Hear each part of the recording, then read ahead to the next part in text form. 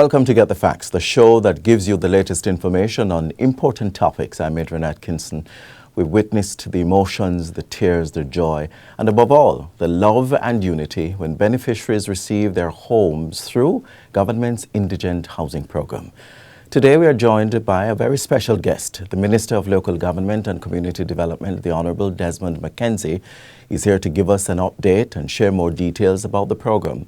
Minister McKenzie, welcome to the program. And of course, we've seen you at all the handing over ceremonies. What does it feel like to be handing over, not just a home, but the keys to the homes? Well, first of all, Happy New Year and thanks for having me on the program. You speak about the emotions. I became a councillor in 1977. And at that time, indigent housing were mere assistance. So you provide a sheet of zinc, a door, or something like that. And I've seen over the years the plight of many persons, indigent persons, who are actually registered as indigent on the poor relief roll of government, because there is a poor relief system that goes around, does the necessary investigations. And if they can't provide an house, they would pay rent, because that is a part of the whole indigent program. In 2016, when I became the minister, I sat with the Most Honourable Prime Minister and I spoke with him as to what I believe would have been a program that could at least offer some level of assistance to persons on the indigent roll. And he gave his support. In early 2016, we started with 2 houses in Clarendon. And since then, we have gone beyond 2 houses. We are almost going close now to 150 units that has been constructed or in the process of being concluded in terms of the work that is taking place. And I must tell you something, I have seen it. I have felt the pains, because most of the cases I have gone and have visited the location before. So I do have an appreciation of what existed before, the conditions that existed. And I can tell you it is a sense of being able to do something to afford someone the opportunity of having a proper roof over their heads. And the government since 2016 has given full support to the program. We provide the funds from the Equalization Fund, and that is a source of funding that is in the Ministry of Local Government. And for the last couple of years, we have gotten funds from the Consolidated Fund. And that is why we have been able to improve the housing over the years. So we have moved from 1-bedroom studio to 2 bedrooms. Now we have gone to 3 bedrooms. We are building multi-family units that is catering for many Jamaicans right across the country. So every parish in Jamaica has benefited from the social indigent housing program of the government of Dr. Andrew Holness. And I'm really proud of what we have been able to accomplish and the many lives that we have touched and changed. I'm happy that you've shed some light on it. And I would have wanted you to delve a little bit more into the program itself, since it was started by your ministry. Okay, what the program does, as I said before, persons can apply. They are investigated by the poor relief officers. They must have the land to build the units. And once that is done, we now proceed after the investigation to see whether or not the persons are eligible. They meet the criteria which is set up. Because you must be a part of a program that does not allow you on your own. And there are cases where we have provided houses for persons who probably are not that destitute, but because of their circumstances, we have provided for them. Now, the Poor Relief Department of the municipal corporations retain responsibility for the units. Yes. So while you occupy those units, the Poor Relief Department does its monthly checking on the units. You are not allowed to do any addition to the units. The units come fully furnished. It is something that when I came up with the idea of furnishing the units, we did it because there are cases where we saw persons have homes, but there is nothing for them to sleep on. So we figured it does make sense to give you a nice room, and then you have to sleep on the cold ground. Or furnish the So we provide the necessary Yes. furnishing for the unit. Right. Now, the unit cannot be rented. It is not for sale. No addition can be done to the unit. And the unit cannot be handed down to family. And we have cases where occupants have died and the Poor Relief Department retains the unit, and then it is handed over to someone else who is in need. Absolutely. So what we do, and we encourage persons to take care of the units. We notice that a lot of all of our units are built from concrete, and it has been done deliberately. One, we notice in the past year, our indigent program, the previous indigent program, were mainly board units, and we're not knocking it because it was provided the shelter. But what we notice, there are a number of fires have occurred because a lot of persons go into these units, they have no proper electricity, and fire create havoc within these areas. So what we have done is that we have built concrete structures. It is wired.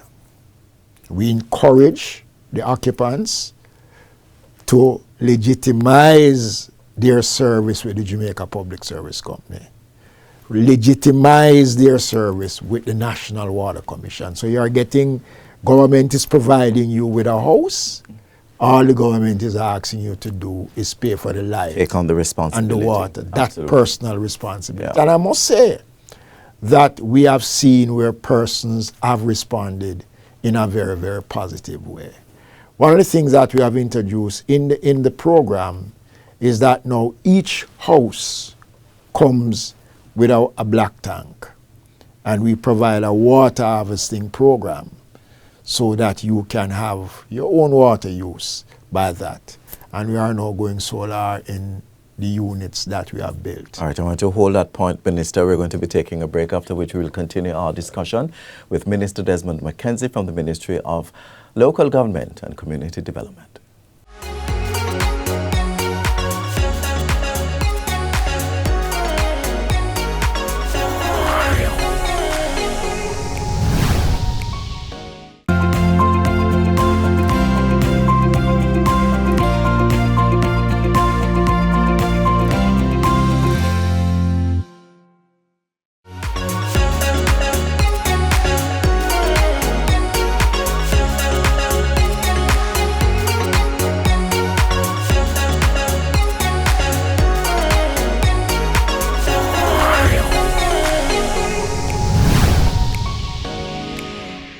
Welcome back to Get the Facts. The Minister of Local Government and Community Development, the Honorable Desmond McKenzie, is still here getting us up to speed on the Ministry's Indigent Housing Program. Before we went to the break, Minister, we were talking about rainwater harvesting, which is essential because there are times when we know that there is slow water in our pipes. Yes. So let's continue the conversation where that is concerned. Yes, so we have done that because in some dense rural communities where access to potable water is not readily available, we have put in a black tank system, and we have provided the necessary resources for water harvesting so that each unit will have water at its disposal.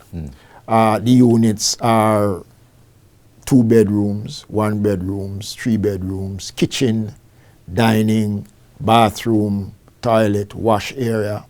And one of the new innovations that we have now introduced is solar system, fully solar in the house. And we have done that in 2 parishes. Manchester is one, and we hope to expand that in the remaining units that we presently have under construction, because that is a way to help us to allow the occupants to minimize on the cost of electricity.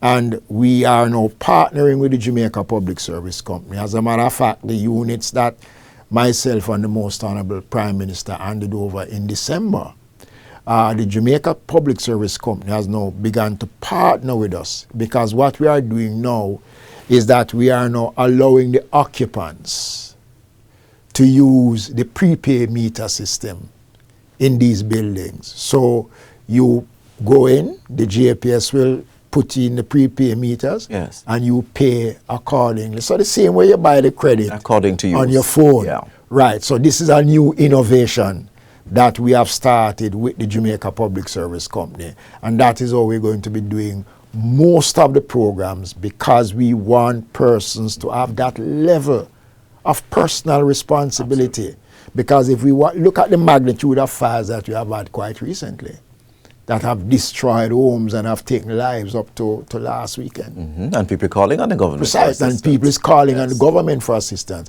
It is because of persons' poor wiring of homes, etc. So we are now putting more into these units by protecting those who receive the units. Absolutely. Right? Yeah.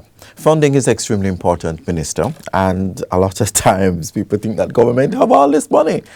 But at the end of the day, how much has been expended? And in terms of future planned spending, can you shed some light? We are close to about 800 million in terms of the program. And we have gotten significant assistance from the Ministry of Finance out of the Consolidated Fund. We are expecting to be spending in this new financial year an additional $350 million to roll out an additional 80 units.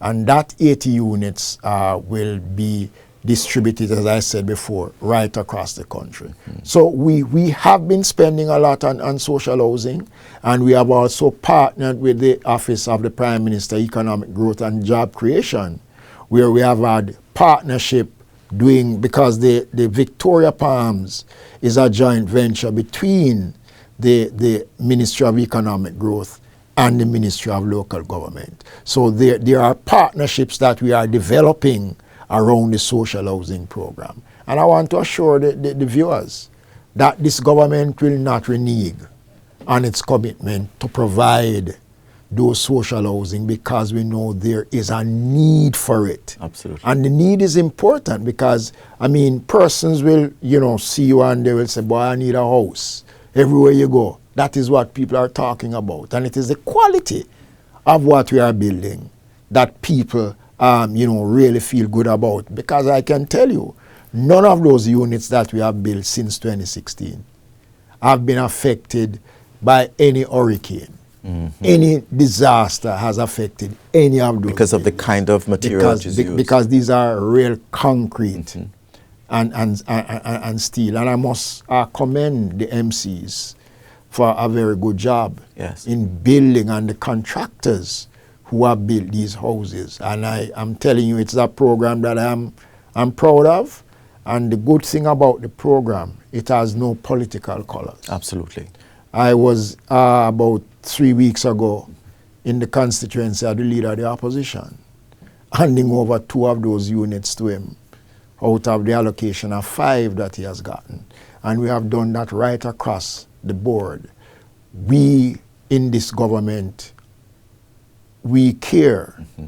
And the reason why we care in a way because we know what the needs of the people are. Right. So shedding all the political boundaries, and then but make sure that Jamaicans are first and foremost. And these persons have contributed to the growth and development of Jamaica. The country. Absolutely. And they have fallen on hard times. And it is our responsibility as a responsible, caring government who continues to offer hope to the Jamaican people by rolling out more of our social programs. And I don't believe that there has been any administration that has done what this Andrew Holness-led administration has done for social programs for our indigent. we not just build social housing, but we have provided significant resources in building institutions, drop-in centers, right? We have created the transitional facilities where we have taken hundreds of Jamaicans off the street. And you know, one of the success stories of our social programs is that people only believe that you build these institutions and you provide for them and people live there.